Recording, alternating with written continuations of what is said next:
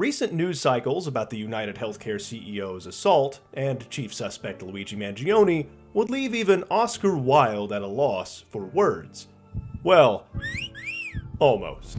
But during this barrage of coverage, it hit me. We've seen this story before. No, not that dumpster fire, but the anime franchise it's based on. Specifically, 2004's Ghost in the Shell standalone complex. And after a rewatch, it's stunning just how much the conspiracies surrounding Luigi Mangione and those involving the Laughing Man, Ghost in the Shell's antagonist, have in common. If you're already familiar with the current events, you can go ahead and skip to the next chapter. But in case you've been living under a rock or aren't privy to the American news cycle, in the early morning of December 4th, 2024, the then CEO of United Healthcare, Brian Thompson, was the victim of an unknown assailant and lost his life in the attack. The suspect then fled by bicycle and disappeared into Central Park. Based on our collective anecdotal experience, many Americans presumed it had to do with some kind of frustration with the insurance industry. The conspiracy theory was lent support by 3 bullet casings found at the scene, sporting the words deny, defend, depose, a play on Jay Feynman's 2010 book about how insurance claims are handled: delay, deny, defend. 5 days later, on December 9th, person of interest, Luigi Mangione, was arrested and charged with Brian Thompson's unaliving. God, I hate social media parlance. Per the New York Times, on his person was a ghost gun, an unlicensed, usually homemade firearm, a fake ID, and a short manifesto that probably isn't going to help his case. There's been all kinds of other factoids about Luigi in the time since, which we'll get into with the Ghost in the Shell commentary, but I feel I have to get some obvious disclaimer stuff out of the way. I'm not a journalist. I'm a dramaturg and theater historian. In line with that, best effort is made to cite actual journalists and their work to present this case of life imitating art. As with everyone in the United States legal system, Luigi Mangione is presumed innocent until proven guilty. And just to be clear, since sadly I have to say this part out loud nowadays, murder and vigilante justice are bad. And while I don't like the taste of jackboots, we here at the Evangelist don't advocate zeroing folks, corpro or otherwise. Bad cyberpunk parlance aside, how does the suspect Luigi Mangione, the attack on Brian Thompson, and the US healthcare industry tie into a 20-year-old anime? First, Ghost in the Shell, standalone complex, is in the cyberpunk genre, meaning a near-future late-stage capitalist dystopia where corporations run everything. So now, I guess. But the real tie into our current-day events is in the Laughing Man incident.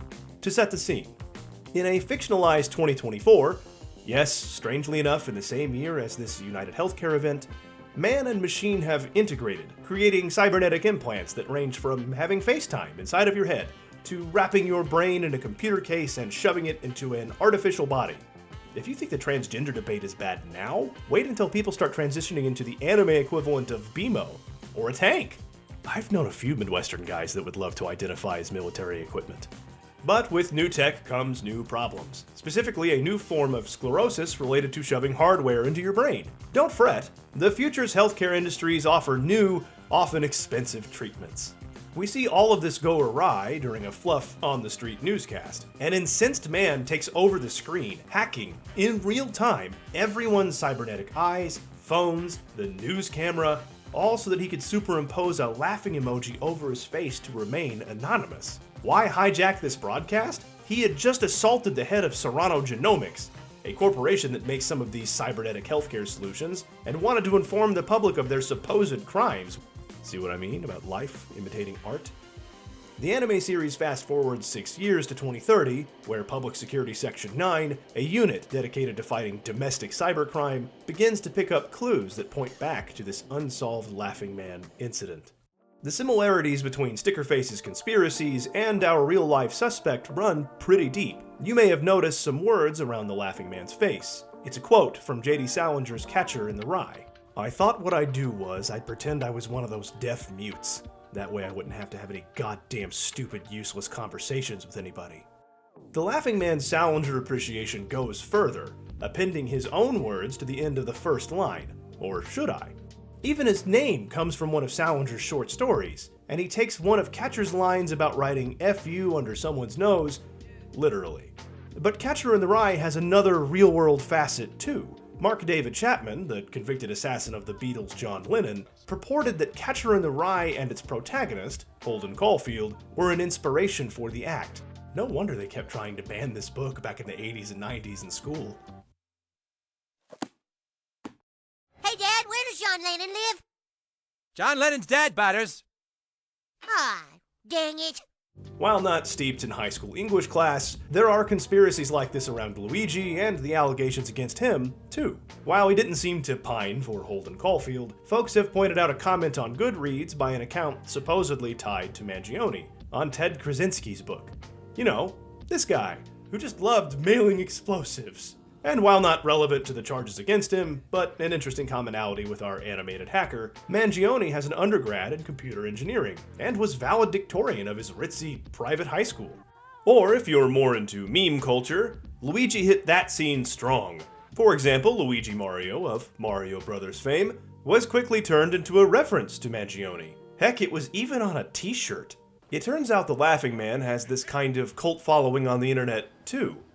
Hey, I've got a t-shirt with the Microtel crop circle on it. Episode 9 takes place entirely in a Twitch-style virtual chat room, where a few of the hosts insist that the Laughing Man is beyond cool, not only for the newscast takeover, but the alleged corporate hacking and blackmail that followed, leading to a conversation that the Laughing Man might not even be one person, but more like an anonymous-style group. Another conspiracy involves the number 286. Mangione tweeted exactly 286 times. The Breloom Pokemon on that X profile is number 286 in the Pokédex. And 286 is the standard denial code insurance companies use when denying a claim. On the topic of insurance douchebaggery, let's compare United Healthcare against Ghost in the Shell's Serano Genomics. But there are some minor spoilers ahead, so if you intend to go and watch the anime, and I think you should, be warned. The reason the Laughing Man targeted Serano Genomics has to do with their treatment for cyberbrain sclerosis, that fictional disease mentioned at the beginning.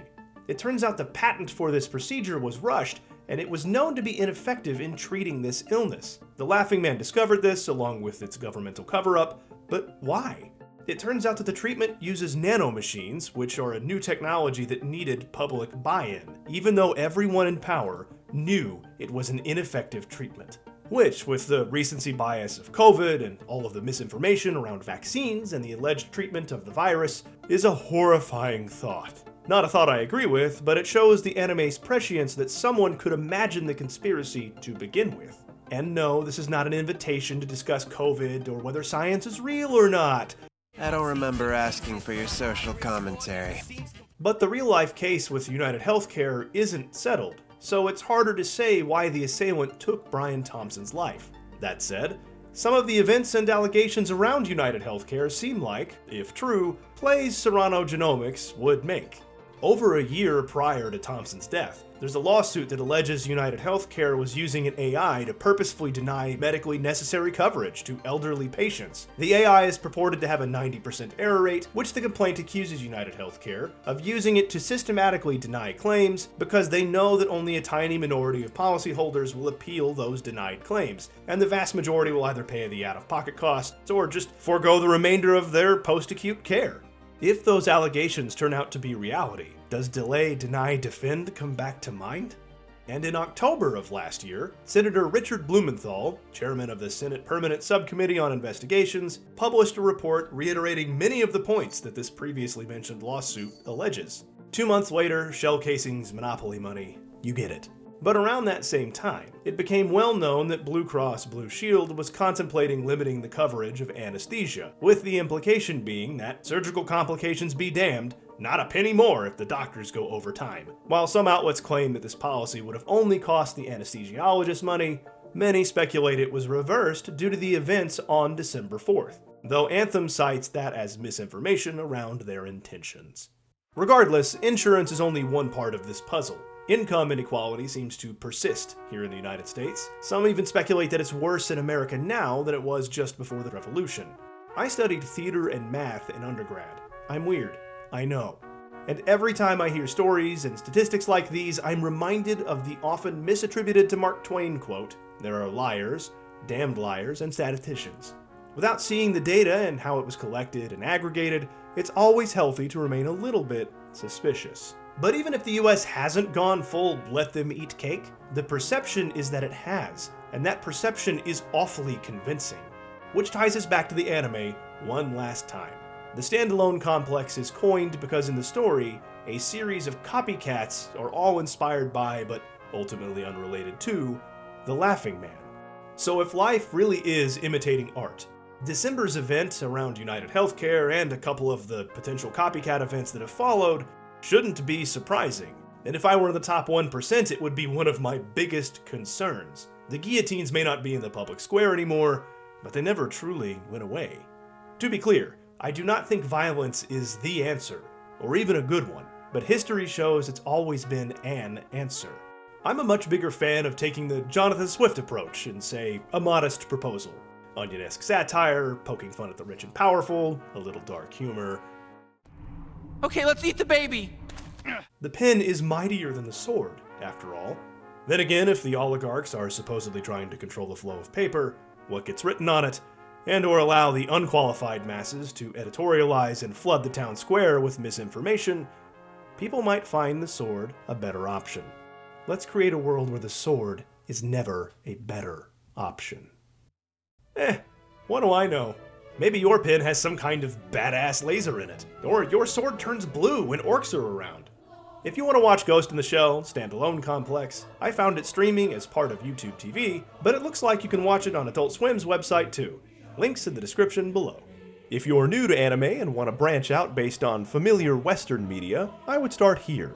And the almighty algorithm seems to think you'd like this video in particular. Thanks for watching, and I'll see you at the next sermon.